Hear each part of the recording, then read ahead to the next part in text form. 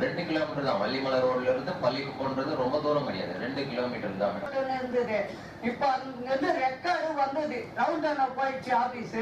அதுக்கு பிறகு அணைக்கட்டாளுக்கு வந்தது, கிட்டத்தட்ட 2013 நினைக்கிறேன். அந்த காலத்துல இருந்து அந்த ரெக்கார்டுகள் இந்த 2010-11 இல்லைன்றாங்க. அங்கிருந்து நம்ம நல்லா செய்வார். யாரு போய் கேட்டாலும் உண்மையிலே அது மருந்து வந்து இருக்குதா, நாளைக்கு ஒரு வாரம் 1 மாசம் ஒத்து கூட 1 மாதம் அம்மாவே கேட்டுருக்கோம். சீஃப் செக்ரட்டரி மீட்டிங் மாவட்ட வன அலுவலர் வேலூர். கௌரவப்பேட்டை கிராமத்தில் குரங்குகள் பயிர்களை சேதம் செய்வதாக மனுதாரர் மனுவில் தெரிவித்துள்ளார். மேலும் குரங்குகளுக்கு கருத்தடை செய்ய மனுவில் கோரியுள்ளார். குரங்குகளுக்கு கருத்தடை செய்ய இயலாது. குரங்குகளால் ஏற்படும் பிரச்சனை உள்ள இடங்களில் கூண்டு வைத்து பிடித்து தொலைவில் உள்ள வனப்பகுதிகளில் விட அறிவுறுத்தப்படுகிறது.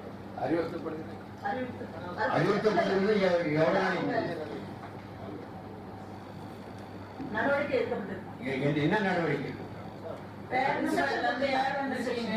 சொல்லுங்க மேடம்.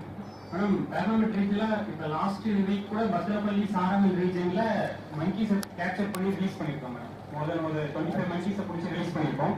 மொத்தம் 3 கேஜஸ் இருக்கு மேடம். 3 கேஜஸும் அந்த ரீஜன்ல வச்சிருக்கோம். இப்போ அந்த ரீஜன் கம்ப்ளீட் பண்ணிட்டு அடுத்த ரீஜன் அவர் சொல்ற பகுதி கௌரவப்பேட்டை அந்த ஏரியாவுல போய் நீங்க ஏதாவது அட்டெண்ட் பண்ணீங்களா? இல்ல மேடம், அந்த ஏரியா ஏன் பண்ணல? 3 இருக்க கேஜஸ் வேற லொகேஷன்ஸ்ல வச்சிருக்கோம். அந்த லொகேஷன்ல இருக்க கேப்சர் பண்ணி அவர் ரொம்ப ஸ்பெசிஃபிக்கா இந்த லொகேஷன்ல தொல்லை இருக்குன்றாங்க. அங்க அந்த கேஜஸ் எடுத்து போய் வச்சு பிடிக்க வேண்டியதானே? அவங்க ஃபார்மர்ஸ் கிட்ட இருந்து வர அப்ளிகேஷன் பேஸ் பண்ணி இதுவும் அப்ளிகேஷன் தானங்க. இதுக்கு முன்னாடி கொடுத்த ஃபார்மர்ஸோட அப்ளிகேஷன் அந்த லொகேஷன்ஸ் கம்ப்ளீட் பண்ணிட்டு இந்த லொகேஷன் அக்ரி கிரீவன்ஸ் டேல கூப்பிடுறாங்கன்னா ப்ரையாரிட்டி கொடுத்து அதை சீக்கிரம் அட்டெண்ட் பண்ணுங்க. எப்போ இதை பண்ணி முடிப்பீங்க? இந்த ஏரியாவுக்கு எப்போ அட்டெண்ட் பண்ணுவீங்க? நெக்ஸ்ட் வீக் அங்க நம்ம கேஜ் ஷிஃப்ட் பண்றோம்.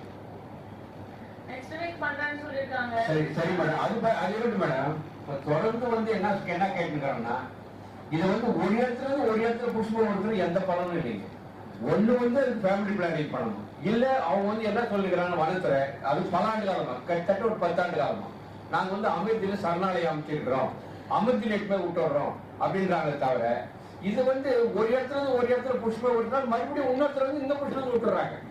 அதே நேரத்துல இதை எடுத்துட்டு போய் என்ன பண்றாங்கன்னா பத்திரப்பள்ளி காட்டுல விடுறாங்க. அங்க இருக்கிற பார்மர்ஸ் என்னங்கிறாங்கன்னா எந்த நேரத்துக்கு எல்லாம் வந்துருச்சு அப்படின்றாங்க. இடம் பெயர்ந்து போறதுனால எந்த பலனும் இல்லை. ஒண்ணு ஃபேமிலி பிளானிங், இல்ல ஒரு சரணாலயம். இதான் தொடர்ந்து நிரந்தர தீர்வை தவிர இவன் பிடிச்ச உலகத்துல நிரந்தர தீர்வு இல்லை. இது சம்பந்தமா மேடம் ஒரு 20 இந்த மனு கொடுத்தே தொடர்ந்து நான் 1 வருஷமா கொடுத்துட்டு இருக்கேன். ஆடியோ கிரிவன்சல் கொடுக்குறேன், தாழ்தார் கிரிவன்சல் கொடுக்குறேன், நம்ம கிரிவன்சல் 3வது முறை 4வது முறை. இது என்ன செய்யறாங்க, அவங்க ஃபாரஸ்ட் கூண்டு கொடுத்துறோம் நீங்க பிடிங்கன்றாங்க.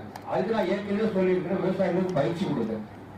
எப்படி விவசாயிகளுக்கு கூண்டு எல்லாருமே பொதுவாக அவங்க சொல்ற, எனக்கு மட்டுமே இல்லை, பொதுவான சொல்ற அவங்களுடைய கருத்து என்னன்னா, கூண்டு கொடுத்துறோம் நாங்க, நீங்க பிடிச்சி வைங்க, நீங்க வெண்டி அரேஞ்ச் பண்ணி நாங்க கூட எடுத்துட்டு போய் விடுறோம் அப்படின்றாங்க. அது நாங்களே கூட விட்டுருவோம், அதை நாங்களே கூட செஞ்சுக்கோம். இது பயிற்சி இல்லாத இந்த குரங்கு பிடிக்க முடியாது. அந்த பயிற்சி பெற்றவங்க தான் அந்த அந்த தாய் குரங்கு இருக்குது, கிண்டாங்குரங்குன்னு சொல்லுவாங்க வில்லேஜ்ல. அந்த குரங்கு வழி காட்டினாதான் மற்ற குரங்கெல்லாம் வரும். அது அந்த பயிற்சி பெற்றவங்களால தான் முடியுமே தவிர மற்றவங்களா ஒண்ணு வனத்துறை அதுக்கு விவசாயிகளுக்கு பயிற்சி கொடுக்கட்டும், இல்ல வேளாண்மை துறையோ இல்ல வேளாண்மை பொறியியல் துறையோ யாராவது விவசாயிகளுக்கு அந்த பயிற்சி கொடுக்கட்டும். அது பிடிக்கிறது ஒண்ணு. இன்னொன்னு இது நிரந்தர தீர்வுன்னா இது ஒரு சரணாலயம் இல்ல ஃபேமிலி பிளான், இதுதான் நிரந்தர தீர்வு.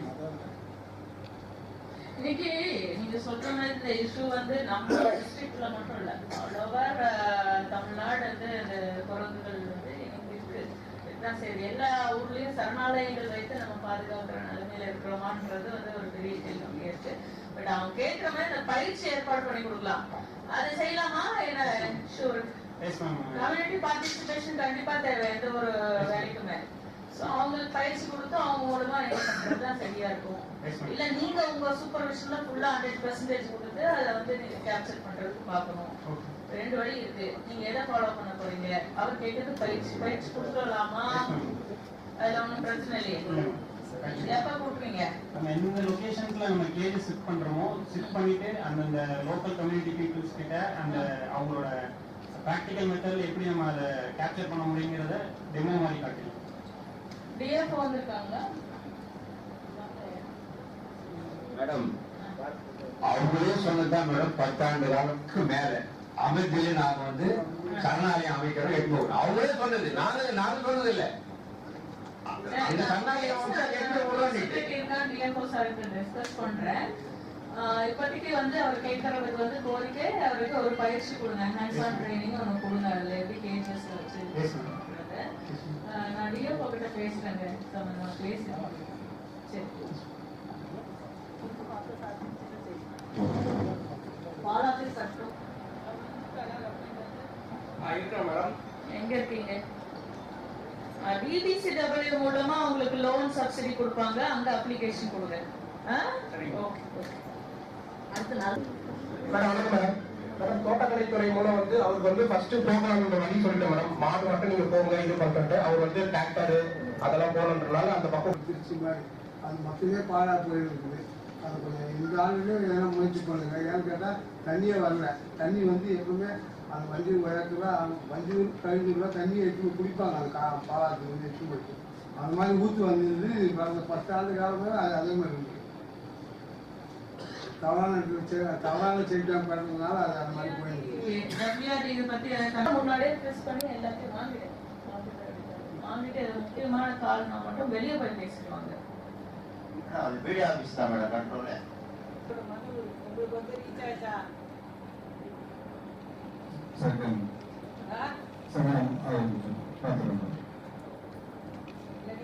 முடியறதுக்குள்ள அந்த மனுவை வாங்கிட்டு நீங்க எடுத்துக்கலாம்.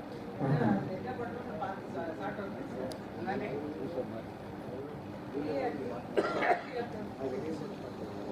ஆபீஸ்ல இருந்து ஒருத்தர் வர சொல்லி பெரியவர் கொடுத்த மனு ஏடி மைன்ஸ் கொடுத்த மனுவோட காப்பியை whether the petition was sent to AD mine section, please verify and let us know.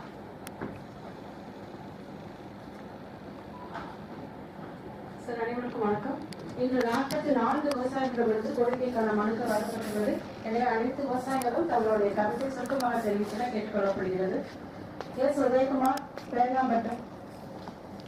சிறப்பு வாய்ந்த கூட்டத்திற்கு தமிழ் பொறுப்பேற்று நடத்தி கொண்டிருக்கக்கூடிய மாவட்ட ஆட்சித்தலைவர் மற்றும் மாவட்ட வருவாய் அலுவலர், வேளாண்மை இணை இயக்குநர் உள்ளிட்ட அனைத்து அலுவலர்களுக்கும், என் உயிரினும் மேலான விவசாய பெருமக்கள் அவர்களுக்கும் முதற்கண் தமிழக விவசாயிகள் சங்கத்தின் சார்பாக நன்றி கலந்த வணக்கத்தை உறுதியாக்கிக் கொண்டு, மாவட்ட ஆட்சித்தலைவருக்கு ஒரு பணிவான ஒரு வேண்டுகோள். சென்ற ஜூன் மாதத்திலே திருவள்ளூர் மாவட்டத்திலே விவசாயிகளை குறைத்திருக்கும் கூட்டத்திலே நான் கலந்து கொண்டேன். அந்த விவசாயிகளை குறைத்திருக்கும் கூட்டத்தில் உழவன் நலம் காக்கும் கூட்டம் என்று அந்த வாக்கியத்தை மாற்றி இருக்கிறார்கள். நமது வேளாண்மை அமைச்சகம் என்பதே உழவர் நல அமைச்சகமாக மாற்றப்பட்டுள்ளது. எனவே நமது மாவட்டத்திலும் விவசாயிகள் குறைத்திருக்கும் கூட்டம் என்பதை உழவர் நலம் காக்கும் கூட்டமாக மாற்றலாம் என்று என்னுடைய ஒரு தாழ்மையான வேண்டுகோள்.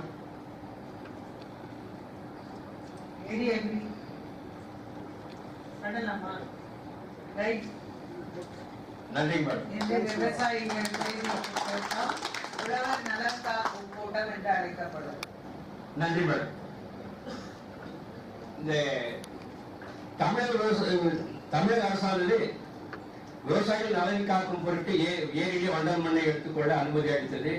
அதை எளிமைப்படுத்தும் நோக்கத்தோடு வட்டாட்சியர் அளவிலே அந்த மண்ணெடுக்கும் அனுமதி வழங்கப்பட்டுள்ளது. அந்த இதை முழுமையாக விவசாயிகள் தான் பயன்படுத்துகிறார்களா என்பதை தயவு கூர்ந்து கண்காணிக்கப்பட வேண்டும். அது விவசாய அல்லாத துறைகளுக்கு தான் அந்த மண்ணானது பயன்படுத்தப்படுகிறது என்பது என்னுடைய தாழ்மையான ஒரு கருத்து.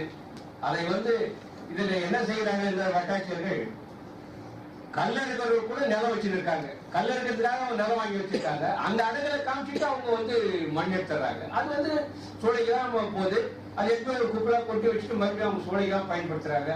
ஆனா உண்மையான விவசாயி அந்த மண் எடுத்து போறதுக்கான ஒரு வாய்ப்பை ஏற்படுத்தி கொடுக்கணும். அதை வருவாய்த்துறை அனுமதி கொடுத்துட்டு அதோட அவங்க கடமை முடிஞ்சு போகுதுன்னு இல்லாம அது வியூவர்கள் மூலமாக அதை கண்காணிச்சு ஒரு போட்டோவை கூட எடுத்து அதை இது பண்ணலாம். விவசாயத்துக்கு தான் பயன்படுத்துறாங்களா அப்படின்றத ஒரு சைடுன்றது என்னுடைய ஒரு தாழ்மையான ஒரு கருத்து. அது வந்து நிறைய வந்து லேஅவுட் பயன்படுத்துறாங்க. அது இல்லாத மேடம் ஒரு ஏரியில நாங்க பார்த்தோம், அளவுக்கு அதிகமான ஆழம், அதாவது மணல் முரம்பு இருக்கிற அளவுக்கு போயிட்டு இருக்கு மேடம். முரம்பு இருக்கிற அளவுக்கு அந்த மண் எடுத்தா அந்த ஏரியில வந்து மறுபடியும் வந்து தண்ணி தேங்காது. அது முரம்பே எடுத்து அந்த வண்டல் மண் எடுக்காம நானும் வீடியோ கூட என்கிட்ட இருக்கு, ஒரு ஏரியில் எடுத்திருக்கிறேன். கிரவுண்ட்லயே போயிட்டு இருக்கு. கிரவுண்ட்ல போயிட்டு என்னங்க மேடம், கோயில்ரெட்டிப்பள்ளி ஏரி, கோயில்ரெட்டிப்பாடு அந்த வழியா போகும்போது நாங்க பார்த்தோம். அது வந்து முரம்பிலே போயிட்டு இருக்குது. வண்டல் பூரா மேல எடுத்தாயிட்டு இருக்கு மேடம். காட்பாடியில வேளாண்மை விரிவாக்க மையம் கட்டிடம் வந்து மிகவும் பழுதடைஞ்சு போயிருக்கு. அந்த கட்டிடத்தை வந்து கட்டணும் அப்படின்னு சொல்லிட்டு ஒரு 2-3 வருஷமா நான் வந்து அந்த கோரிக்கை கொடுத்துட்டு இருக்கேன். நான் வந்து இயக்குநரை கூட சந்திச்சேன் சென்னையில. இது வரைக்கும் எது நடக்கல. அங்க வந்து ஒரு பணியை ஆற்ற முடியாத சூழ்நிலை இருக்குங்க மேடம். அது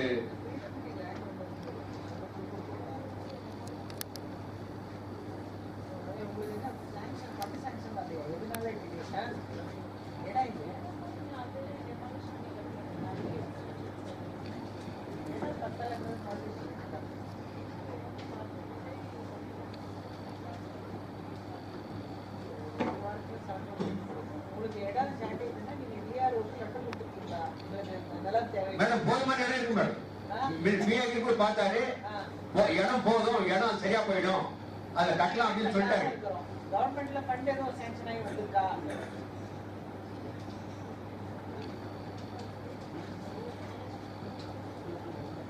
ஆமா சார், அது வந்து பணியாற்றவே முடியல. அங்க உட்கார்ந்து அந்த குடோனும் போட முடியல. அது எந்த இதுவுமே இல்லாம அது வந்து நீண்ட நாட்கள் நானும் கேட்டுதான் இருக்கோம்.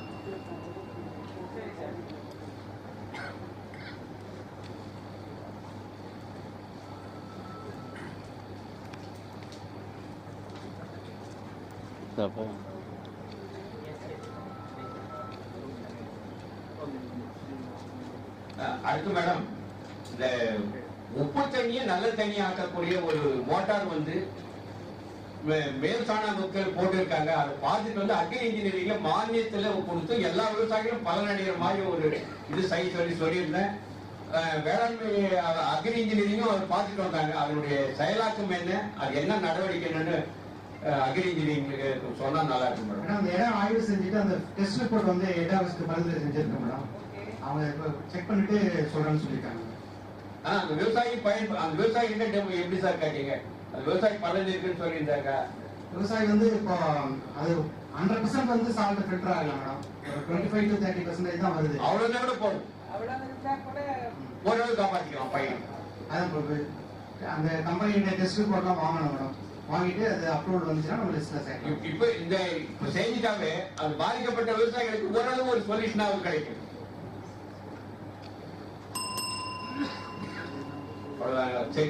இது பத்தி இந்த தண்ணி பத்தி பாஸ் ஆகிறதுக்கு நான் வழி விட்டு அந்த இது போன முறையே கேட்டோம். அந்த டெஸ்ட் அவருக்கு பேசுவாரு. வாய்ப்புக்கு நன்றி.